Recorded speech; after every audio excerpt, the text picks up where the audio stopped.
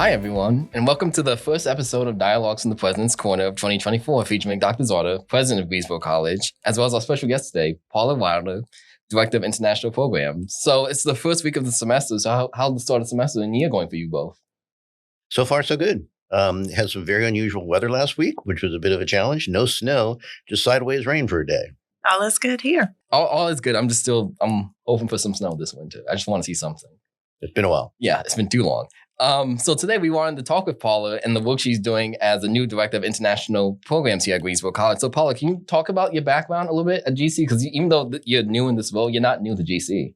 I'm actually a graduate of the MA in TESOL program, and I enjoyed that. It was a wonderful experience. And then for the last 10 years, I've been teaching in that program. I've also taught first year composition, and I work in the tutoring center. So Dr. Czarda, do you want to talk a little bit about Paula's background too? Well, Paula is not only an alum of the college, but also she's very well known for a couple of reasons. One is that a few years ago, she was the Distinguished Graduate Student of the Year, which we awarded at commencement ceremonies. I had the honor of handing her that award. And then just a year or so ago, she was the Richard Mays Adjunct Faculty Member of the Year. I think many people, when she received that award, were surprised that she's not full-time already on campus. So taking a step back, Dr. Czarda, like a long view, can you talk about like the history of international programs at GC and international studies? Because it's not like a new program that we've had here at the college. Well, it's not new. There's new emphasis is probably the way I would put it. The first international student that graduated from Greensboro College was in 1917. So it's been over a century. We celebrated that a few years ago. A woman from Shanghai in China who went on to do some remarkable things. And we have had international students on campus for quite a while. However, they find us. We have not had an intentional, organized program to actually recruit international students. This year, for example, Paula is just joining us. We have, 5, 6, 7, whatever the number might be, from different places in the world. But they have found us. We haven't really organized that program. So that is what Paula is called on to do. We also have a rapidly maturing partnership with a university in Chengdu, China. Right now we're teaching online, and we do have someone on ground in China teaching in that program.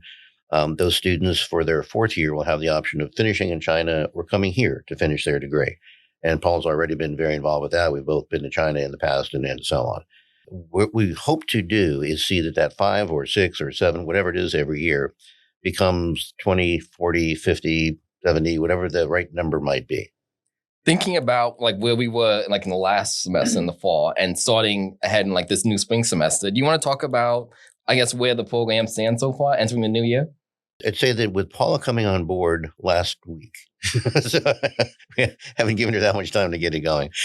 We really have a new focus on not only the traditional undergraduate, but also some professional programs, also doing things a little bit differently once we get international students here. Just this week, for example, we were both in a meeting regarding whether or not maybe we can do something with a summer program for some of our Chinese students, as one example. So, Paula, for students currently on the ground here at Greensboro College, do you want to talk about some of the goals and plans you have and like some potential opportunities and resources currently on campus? Sure. We are getting our International Students Club going, and we'll be meeting next week with them. And I look forward to getting to know them and working with them and doing special events on campus to bring about awareness. I just spoke with Juliet, who's our diversity and equity inclusion officer, and we're going to work on something for International Women's Day. And we also want to increase our study abroad and the awareness. In the end of January, we'll be having a passport day where students can come and fill out their application and get that done. And so we're excited about that opportunity. I just spoke with a student about that today. She wants to study abroad. I said, you've got to get your passport. So she's coming on that day with all her documents. And so that's just the start of what we want to do. But we just want to bring that international awareness. It's already here on our campus. We just want people to know more about it and be able to expand their horizons. I love that as an event where people can sign up for a passport, because if you're a student, you may not be familiar like where the process starts. So I really like that as an idea, as an activity. You were both talking earlier about like a meeting, and Dr. Czarda was talking about like China. Do you want to talk about like the partnerships the college is seeking to build like currently right now? Yes. So as the president said, we are currently working with the college in China. We call them SFU. And we have been working and already teaching online. And we have someone there who also is teaching. And it's excellent to have that partnership. And then they will be coming here. They just told me today they want to come in March. So not summer. I did not hear that the other day. Just today. So that's exciting that they want to expose their students and have them experience the college with our students here. So I think that's excellent. And we also want to have other partnerships with universities like this all over the world, because I think it helps us. It also helps those students. It gives them an opportunity to study here, but it will also, for the students who are already here at Greensboro College, it gives them friends all over the world. And that understanding of different cultures and values and how they're not weird or different. They're just something that's the way that people are. Jumping off of like that last point, can you both talk a little bit about like the importance of and impact of international studies and international programs in higher education currently?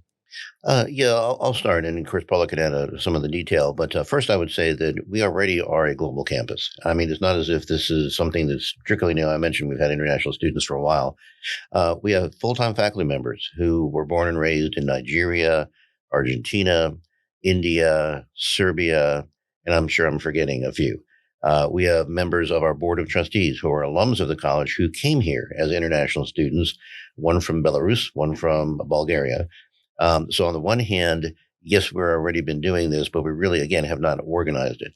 In terms of the importance of international students in higher education, it has been clear for the past 2 to 3 decades that it's a very important stream of human capital that comes into the country, because yes, most go home where they're from, but many stay as well.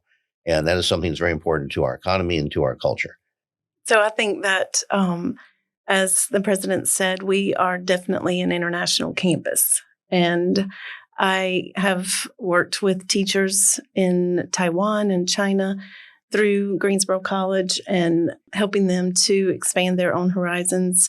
We have students here, and I really want our students to know more about the International Club, because I think that is something that was new, that was started. Even though we've had international students, we have the club now with that international focus. And I think that's important. And to bring those other instructors in who have already lived and grown up in other countries to help just to bring the awareness. And that's what I think is the importance, is not that it's new or unusual, but that it's here already. Yeah.